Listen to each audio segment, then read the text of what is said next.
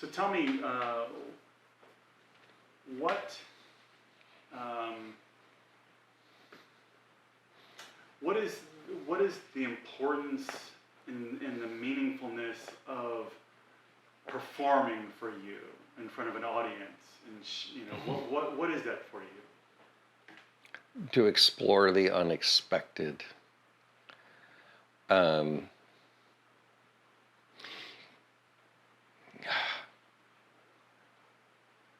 every time I step onto a stage,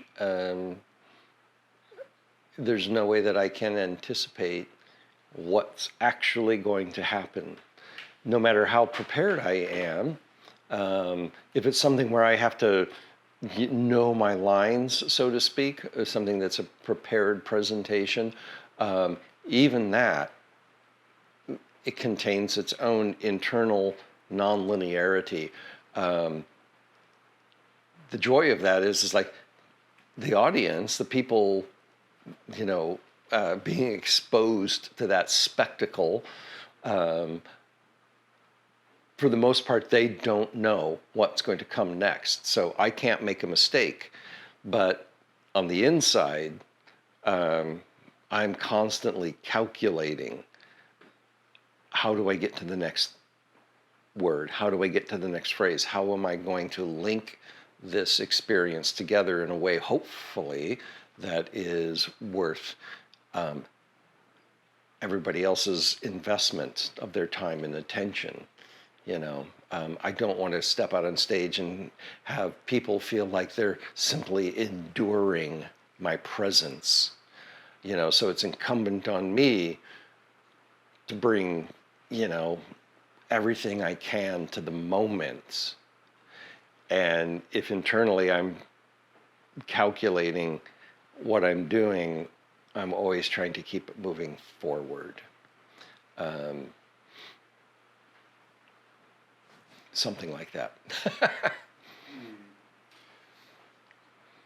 What would you feel is for you the relationship between your ability to deliver and express yourself in a manner that feels true and your pride? Balancing inner truth with pride, that's an interesting dynamic. Pride goeth before the fall, as they say. I could make a lot of metaphoric jokes about that, falling flat and whatnot. Yeah, if I am doing something motivated by, I want to feel proud that I've done this, if I'm seeking pride, it probably won't be truthful. Real truth in storytelling is going to, for me, elicit a whole lot of other emotions other than pride. Like things like shame and fear and guilt and anxiety, reticence, and then a whole laundry list of things are way more what's going through my veins. To me, pride is something that's motivated by something, an outside force, not a thing that I'm generating. I'm not thinking about that. If I'm going to be on stage and present something, I'm not doing it because I want to end up feeling proud for what I've done. I'm looking for a whole different bevy of emotional currents. How do you feel that you're able to bring to the surface vulnerability in the way that you express yourself on stage? Well, if I was consciously thinking about bringing vulnerability up, that's different to me than when vulnerability appears. And I'm more interested in vulnerability appearing of its own sake. My experience as a performer is like when I have no anticipation of the moment, but it brings me to tears, like when I get emotionally choked up, right? So that vulnerability, I didn't plan that. I wasn't expecting it. In fact, if anything, I don't want to like have that sneak up on me and me get pulled into that emotional well so deeply, then all of a sudden now I'm choked up or crying on stage when I didn't plan it or didn't expect it. And if I tried to engineer a moment like that to occur, to cry on cue for dramatic effect, I can't, I've never been able to do that. I can't do that. So it's always a really pleasant surprise to me when I can move my own self or something in me moves me to tears when I'm telling a tale.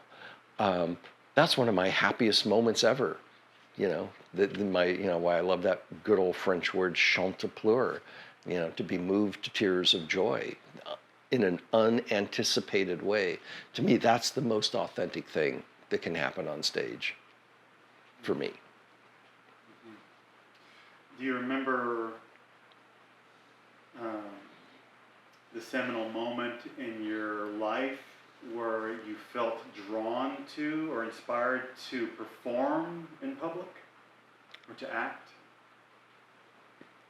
I mean, there were times when I was very young, somewhere between 10 and 13 years old, and being motivated to like have a guitar and be on stage, and like the dream of being a performer in a band. I mean, that's just such a boring, obvious American kid dream. So that's a really naive ambition. But as I got older and things became more sophisticated about what I might do, once you've played in a band and you've headlined on the stage, and then it's like, okay, what else might there be? How else might I express myself? And, I really have to give props to my first drum teacher / acting teacher, who encouraged me to get out on stage as a solo performer and just speak words in front of an audience. And that first time I did that, at his behest and his encouragement and his tutelage, that changed everything. I was like, oh, this is what it feels like to be alone, center stage, solo. I mean, I felt like Hamlet and Shakespeare all of a sudden. I mean, I had that moment.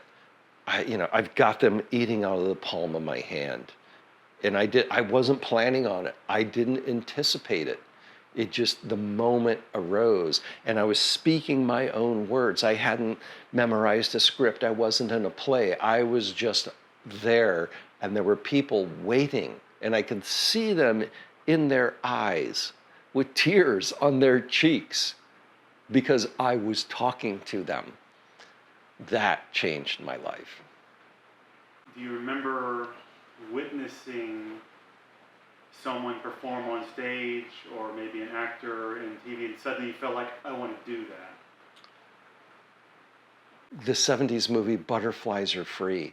I was probably 11 years old, and Goldie Hawn and the other guy, I can't remember the actor's name, and the blind guy, and the blind man falls in love with this woman, and I'm like, oh man, I want to feel that. I want to know what that feels like, just as an example, right? And to have that idea that you could portray a character that will give somebody a message about something they want to feel. But it took me decades to like even imagine that I could even fill those shoes, even the least little bit. What was the first drama class that you took, and what was your inspiration or motivation to take that class? My first literally true acting class, I gotta say it, like again, my friend Marlon back then we both lived in St. Louis, now he's an LA guy, but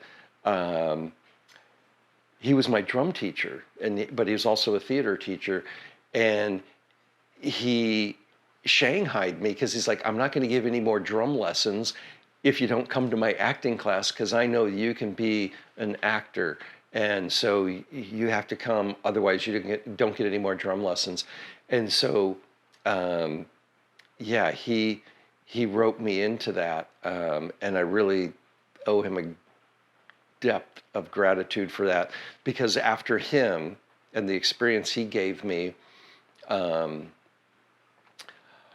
it empowered me to seek out, a whole nother litany of teachers like him. You know, Matt Smith in Seattle, Ann Randolph in California, in Hawaii, and a bunch of other people. So one good thing leads to another. Yeah.